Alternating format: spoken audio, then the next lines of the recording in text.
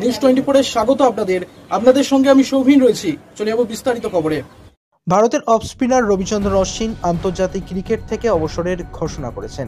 ব্রিসবেনের গাব্বায় আজ বর্ডার গাভাস্কার ট্রফির তৃতীয় ক্রিকেট টেস্ট শেষ হওয়ার পর সাংবাদিক বৈঠকে তার অবসরের কথা ঘোষণা করেন অশ্বিন। অশ্বিন ভারতের হয়ে 106টি টেস্ট ম্যাচ খেলেছেন, নিয়েছেন 537টি উইকেট।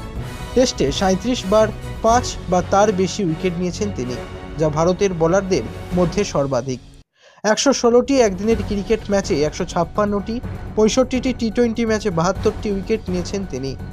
2011 একদিনের বিশ্বকাপ ক্রিকেট, 2013 চ্যাম্পিয়ন্স ট্রফির বিজয়ী ভারতীয় দলের সদস্য ছিলেন অশ্বিন।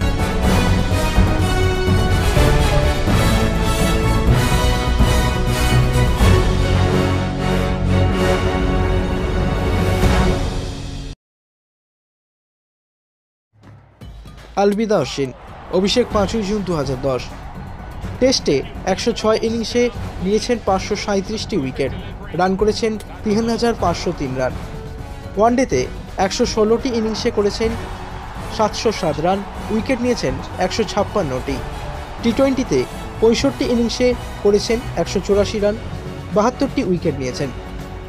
সাফল্য এনেছেন ওয়ানডে বিশ্বকাপ 2011, চ্যাম্পিয়ন্স ট্রফি 2013 ও এশিয়া কাপ 2010 ও 16। অর্জুন পুরস্কার পেয়েছেন 2015 সালে। পলি অমৃগড় পুরস্কার পেয়েছেন 2012-13 সালে। আইসিসি বর্ষসেরা ক্রিকেটার পেয়েছেন 2016 সালে। আইসিসি বর্ষসেরা টেস্ট ক্রিকেটার হয়ে 2016 সালে। আইসিসি দশক সেরা টেস্ট দলের সদস্য হয়েছেন 2011 থেকে 20 সাল পর্যন্ত। আইসিসি বর্ষসেরা টেস্ট দলের সদস্য 2013, 2015, 2016, 2017 ও 2021। রেকর্ড: টেস্টে দ্রুততম হিসেবে 250, 300 ও 350 উইকেট। টেস্টে সবচেয়ে বেশি প্লেয়ার অব দ্য সিরিজ 11 বার। এক মরশুমে সর্বোচ্চ উইকেট শিকার করেছেন 82টি। টেস্টে 3000 রান ও 500 উইকেট পাওয়া তৃতীয় ক্রিকেটার। টেস্টে ভারতের দ্বিতীয় সর্বোচ্চ উইকেট শিকারী 537টি। টেস্টে দ্রুততম ভারতীয় হিসেবে 100, 200, 300, 400 ও 500 উইকেট নিয়েছেন। 4 বার একই টেস্টে সেঞ্চুরি ও 5 উইকেট পাওয়া একমাত্র ভারতীয় ক্রিকেটার। প্রথম ভারতীয় হিসেবে টি-20তে 50টি উইকেট নিয়েছেন Ravichandran Ashwin. I really didn't want to make this about myself. Honestly, I think it would have been better if Bumrah was here or Akashdeep was here. But Rohit is unfortunate to have me along his side. Since he said announced, I'm not going to take too much of your time. This will be my last day as an Indian cricketer in all formats at the international level. I do feel there's a bit of punch left in me as a cricketer, but I would like to expose and probably showcase that in club level cricket. But this will be the last day, and I've had a lot of fun.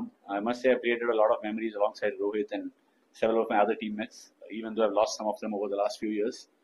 We are the last bunch of OGs, if we can say that, left out in the dressing room, and I would be marking this as my date of having played at this level.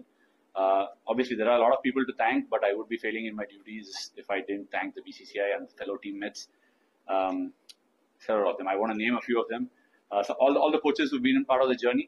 Most importantly, Rohit, Virat, Ajinkya, Pujara, who've taken those splendid catches around the bat to give me the number of wickets I've managed to get over the years.